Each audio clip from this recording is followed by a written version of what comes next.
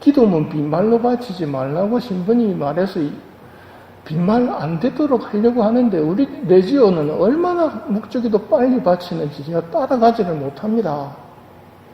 그때 묵상을 하고 있으면 됩니다.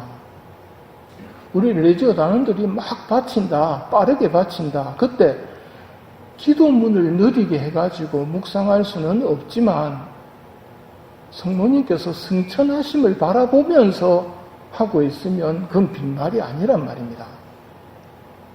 그러면 오늘은 영광의 신비 5단에 해당되는 날인데 예수님께서 성모님께 천상 모후의 관을 씌워주심을 묵상합시다 하는 날이 오늘입니다.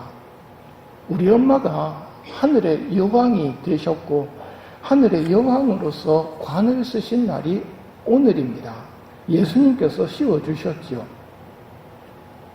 여러분 자녀들이 와가지고 아버지 혹은 어머니 왜 저 같은 걸 낳으셨나요? 하면 기쁩니까?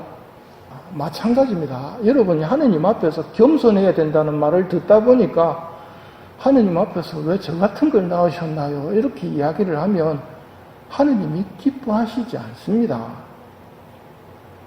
우리도 하늘 날아가면 관을 씁니다. 히브리서 2장 6절 이하의 말씀, 인간이 무엇이기에 그를 기억해 주십니까? 사람이 무엇이기에 그를 돌보아 주십니까? 천사들보다 잠깐 낮추셨다가 영광과 존귀의 관을 씌워주시고 만물을 그의 발 아래 두셨습니다. 성모님의 자녀인 우리도 영광과 존귀의 관을 쓰게 됩니다. 성모님에게 씌워주시는 걸 보면 우리에게도 관을 씌워주신다는 말입니다.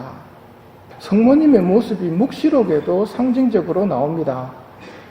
태양을 입고 발밑에 달을 두고 머리에 12개로 된 관을 쓴 여인. 성모님이 묵시록에서는 관을 쓰셨는데 별이 12개인 관을 쓰셨다고 설명합니다. 근데 묵시록 12장의 이 내용이 어떻게 성모님인가? 성경 저자가 쓸 때 1장 하고 쓰지 않았습니다. 2장 하고 쓰지 않았습니다. 쭉 썼습니다. 근데 편의상 자른 겁니다. 11장 끝부분하고 12장이 연결됩니다. 앞에 11장에서 뭔 이야기를 하느냐면 7 천사가 나팔을 불 때 일어난 일을 적어 놓습니다. 7번째 천사가 나팔을 불자 하늘에 있는 하느님의 성전이 열리고 하느님의 계약궤가 나타났습니다 하는 내용이 11장의 마지막 구절입니다. 그리고 하늘에 큰 표징이 나타났습니다 하면서 태양을 입고 발밑에 달을 두고 머리에 12개 별로 된 관을 쓴 여인이 나타난 것입니다. 계약궤를 다르게 설명하고 있는 겁니다. 기억하시는 분들 계실 겁니다. 계약궤 안에 뭐가 들어있습니까? 히브리서 9장에 나옵니다. 지성소에 계약의 궤가 있었죠. 금으로 된 분향제단과 온통 금으로 입힌 계약궤가 있었고 그 속에는 1번 만나, 2번 싹이 돋은 아론의 지팡이, 3번 계약의 판, 이게 들어있었다고 히브리서는 말합니다. 첫 번째가 만나입니다. 만나가 들어있었던 계약의 궤하고 성모님하고 뭔 상관이 있을까요? 성모님이 다른 말로 불리면 계약의 궤입니다. 왜냐하면 계약의 궤 안에 뭐가 들어있었다고요? 첫 번째가 만나지요. 생명의 빵이신 예수님이 들어 계신 겁니다. 두 번째가 싹이 돋은 아론의 지팡이, 사제직을 말합니다.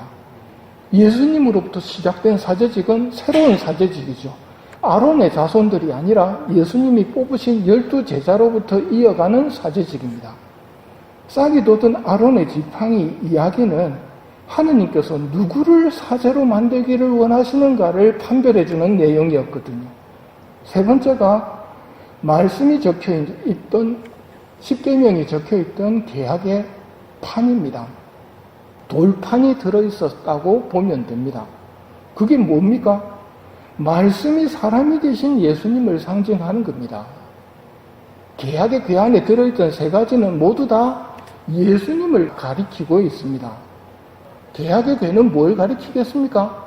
성모님입니다.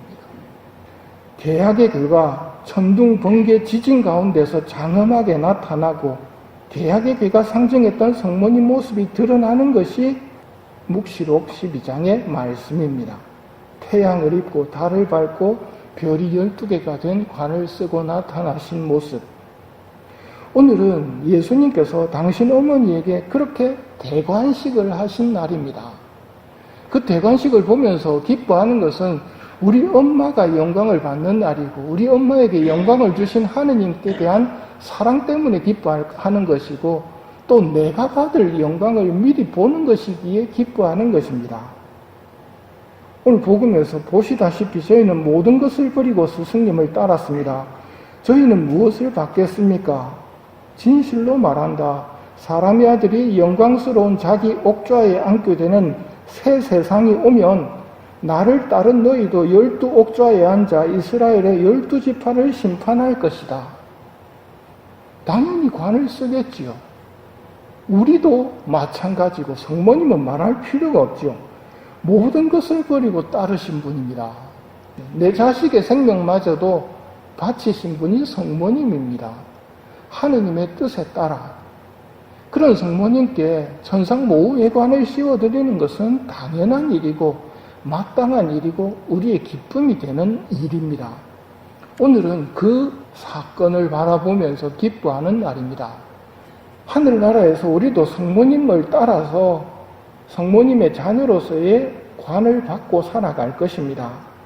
그러니 오늘 성모님의 대관식을 축하하는 마음으로 이 미사에 참여합시다. 그리고 현세에서 겪는 고난과 십자가를 천상 영광으로 갚아주시는 하느님께 감사드리는 마음으로 또한 이 미사를 봉헌합시다.